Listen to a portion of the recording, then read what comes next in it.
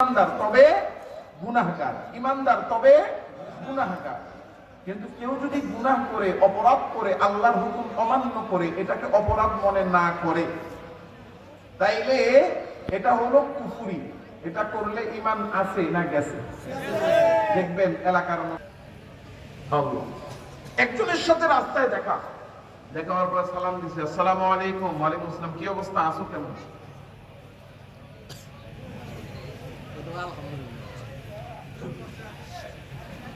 এইভাবে আপনি মনোযোগ নষ্ট করে ভিডিও করেন না। কথা বলতেছে, এত বারবার বলতেছে, কে কারে শোনায়? হ্যাঁ, আপনারা এই যারা দাঁড়ায় আছেন কথা বলতেছেন, আপনারা কথা বলেন না, আমি কথা বলি।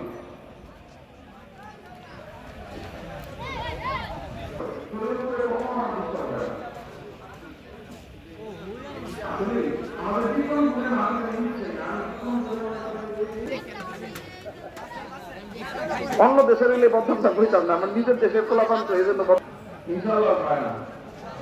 ইনশাআল্লাহ পুরানো মুরুখ পোলাপান কিছু পায় না। স্থির হয়ে থাকেন, স্থির হয়ে কথা শুনে, আল্লাহ সবাইকে কবুল করেন। এখন দেখেন রাস্তা দিয়ে হাইটা তো একজনের সাথে দেখা, জান আমি আসতেছি, বলেন তো ও আসবে না ভাগবে? কিন্তু সামনে যে আরেকজনের সাথে দেখা, কি খবর, কই যাও? একটু বাজারে যাই, কিন্তু নামাজের সময়টা আজান দিয়ে দিছে, আজানটা দিয়ে দিছে, নামাজ পড়ি। আমি নামাজটা তো পড়তাম, কিন্তু কাপড়টা ভালো নাই। এখন প্রশ্ন করে, তিনজনই প্রশ্ন করে, বলি আলাদা আলাদা করে, মানে যখন এক একজন অজুহাত দেখাইছে, এখন প্রশ্ন করে, এই যে নামাজ যে পড়ো না, কাজটা কি ঠিক? না, কাজটা ঠিক না। এটা পড়ো না কেন? পড়বো। কবেতে পড়বা? কালকে থেকে পড়বো। আছে না নাই? এই যে ব্যক্তিরা নামাজ পড়ে না, সে আল্লাহর হুকুম অমান্য করছে, তারা যখন জিজ্ঞাসা করা হইলো কাজটা ঠিক না ব্যাঠিক, তখন সে বলছে না, কাজটা ঠিক না, আমি অপরাধী, আমি গুনাহ। তাহলে তার জন্য নামাজ মাফ? তার নামাজ পড়ে না এই জন্য সে গুনাহগার, বেনামাজি ঠিক, কিন্তু সে যে এটা গুনাহকে গুনাহ স্বীকার করার কারণে সে ঈমানদার আছে, তার ঈমান নষ্ট হয়নি।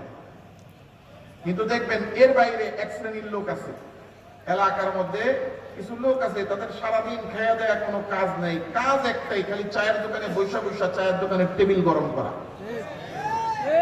এদের আর কোনো কাজ নেই, কাজ সারাদিন চায়ের দোকানে পায়ের উপর পাও দিল্লা বসবে, এক হাতে নিবে একটা রং চা, আর এক হাতে নিবে একটা কয়েল বুঝেন তো?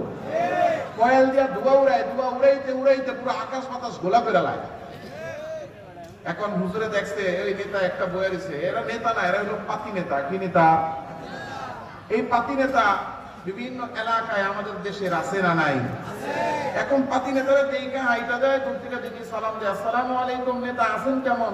আসি আলহামদুলিল্লাহ ভালো। হুজুর চিন্তা করে, দেখি নেতারা মসজিদে নেওয়া যায়নি, নেতা আজানটা তো দিয়ে দিছে, চলেন নামাজটা পড়ি। এই নেতা নামাজ পড়বে দূরের কথা, নামাজের ডরে পশ্চিম দিকেও মুখ ফিরায় না। বয়স হয়ে গেছে 70, এক পাও কবরে, আরেক পাও মাটিতে আছে, আরেক পাও একটু করে পড়বে, কিন্তু আল্লাহর রাসূলের সুন্নাত দাড়িটা মুখে রাখার সৌভাগ্য তার হয় না। চাস্তে চাস্তে গালের অবস্থা এমন মনে হয় নিরেন্না খেত। এখন যেই তারা নামাজের কথা কইছে যে চলেন নি নামাজটা পড়ি, হেই লাগিয়ে গেছে শরীরে আগুন। কথা কন না? এখন কি কইব খুঁজে পাই না, কতক্ষণ চিন্তা কইরা আপনার মাথার রোড একটা, হুজুর আল্লাহ দিছে আপনি করে শান্তি, দুনিয়ার কোনো কাজ নাই, আপনার ফ্রি সুখী মানুষ, খালি মানুষের বাড়িতে দাওয়াত খান আর মসজিদে আজান ঢুকেন, আমরা থাকি দুনিয়ার কামলিয়া, আমগো ব্যস্ততার শেষ নাই, কি যে পেরেশানি হুজুর।